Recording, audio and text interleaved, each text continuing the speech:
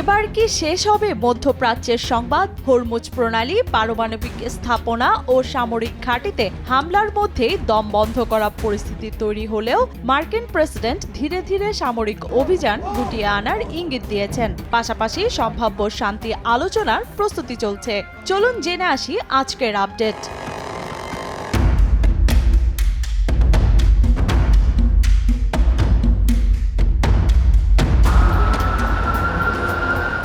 ৩ সপ্তাহের যুদ্ধের পর ইরানে সামরিক অভিযান ধীরে গুটিয়ে আনার ইঙ্গিত দিয়েছেন মার্কিন প্রেসিডেন্ট ডোনাল্ড ট্রাম্প। একই সঙ্গে সম্ভাব্য শান্তি আলোচনার প্রস্তুতিও চলছে। তবে যুদ্ধ আরও কয়েক সপ্তাহ চলতে পারে বলে ধারণা মার্কিন কর্মকর্তাদের। যুক্তরাষ্ট্র ৬ শর্তে আলোচনায় আগ্রহী হলেও ইরান যুদ্ধবিরতি, নিশ্চয়তা ও ক্ষতিপূরণের দাবি জানিয়েছে। আর সংঘাতের তীব্রতা এখনও অব্যাহত রয়েছে। শত্রুদের জাহাজ বাদে অন্য সবার জন্য হরমুজ প্রণালী খোলা আছে বলে জানিয়েছে ইরান। যুক্তরাষ্ট্রের প্রেসিডেন্ট ট্রাম্পের ৪৮ ঘন্টার আলটিমেটামের পর এ অবস্থান জানায় ইরান।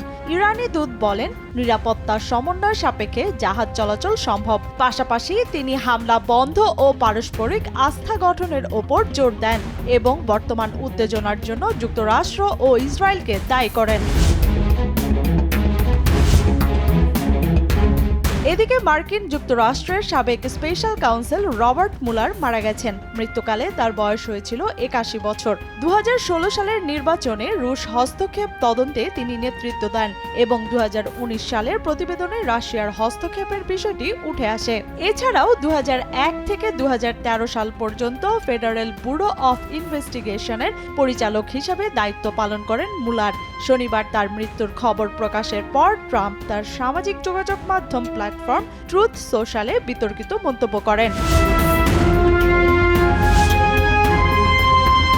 ইসরায়েল ও যুক্তরাষ্ট্রের ২৮ ফেব্রুয়ারির হামলার জবাবে পাল্টা আক্রমণ শুরু করে ইরান। তবে এই পাল্টা হামলায় ইসরায়েলের চেয়ে আরব দেশগুলোতে বেশি মিসাইল ও ড্রোন ছুড়েছে তেহরান। সংবাদ মাধ্যম আল আরাবিয়ার তথ্য অনুযায়ী ইরান এখন পর্যন্ত ৪,৯১১টি মিসাইল ও ড্রোন ছুড়েছে, যার ৮৫% উপসাগরীয় আরব দেশগুলোতে মার্কিন স্থাপনায় এবং ১৫% ইসরায়েলে লক্ষ্য করে ব্যবহার করা হয়েছে। এদিকে ইসরায়েলের দক্ষিণাঞ্চলীয় শহর আরাদ ও দিমোনায় ইরানের ব্যালিস্টিক ক্ষেপণাস্ত্র হামলায় শতাধিক মানুষ আহত হয়েছেন। এদের মধ্যে অন্তত ১১ জনের অবস্থা আশঙ্কাজনক।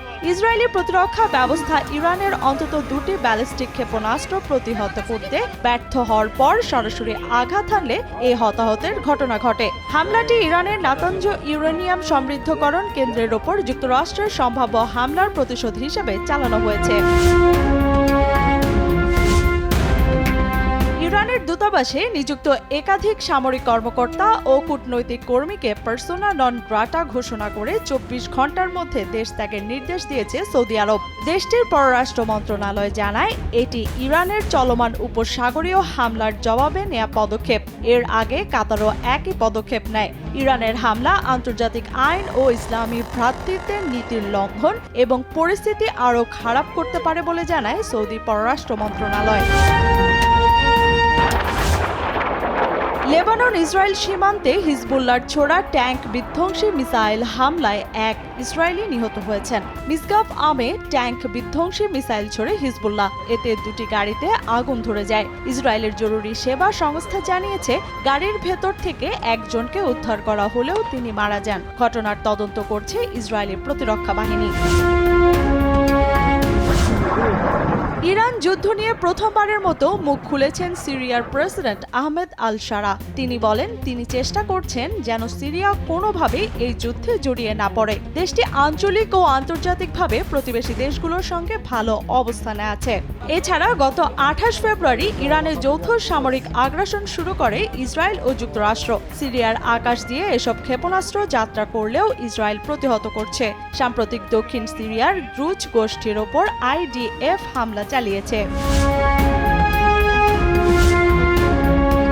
হরমুজ প্রণালীতে নিরাপদ চলাচল নিশ্চিত করতে 22টি দেশ উদ্যোগ নিয়েছে, যার মধ্যে সংযুক্ত আরব আমিরাত ও বাহরাইনও রয়েছে। দেশগুলো ইরানের সাম্প্রতিক হামলা, তেল গ্যাস স্থাপনা সহ বেসামরিক অবকাঠামোতে আক্রমণ এবং প্রণালী অবরোধের তীব্র নিন্দা জানিয়েছে। যৌথ বিবৃতিতে তারা নিরাপদ যাতায়াত নিশ্চিত করতে প্রস্তুতি প্রকাশ এবং অবিলম্বে স্থগিতাদেশের আহ্বান জানিয়েছে। ইরানের নাতানজ পারমাণবিক স্থাপনায় কথিত হামলার তীব্র নিন্দা জানিয়েছে রাশিয়া। একে আঞ্চলিক বিপর্যয়ের ঝুঁকি বলে সতর্ক করেছে। রুশ পররাষ্ট্র মন্ত্রণালয় আন্তর্জাতিক সম্প্রদায়কে কঠোর ও নিরপেক্ষ মূল্যায়নের আহ্বান জানিয়েছে। ইরানের দাবি, হামলার বিষয়টি আন্তর্জাতিক পরমাণু শক্তি সংস্থাকে জানানো হয়েছে এবং এতে কোনো তেজস্ক্রিয় বিকিরণ বা রেডিয়েশন লিকেজ ঘটেনি। লিয়ানা শারমিন, সময় সংবাদ।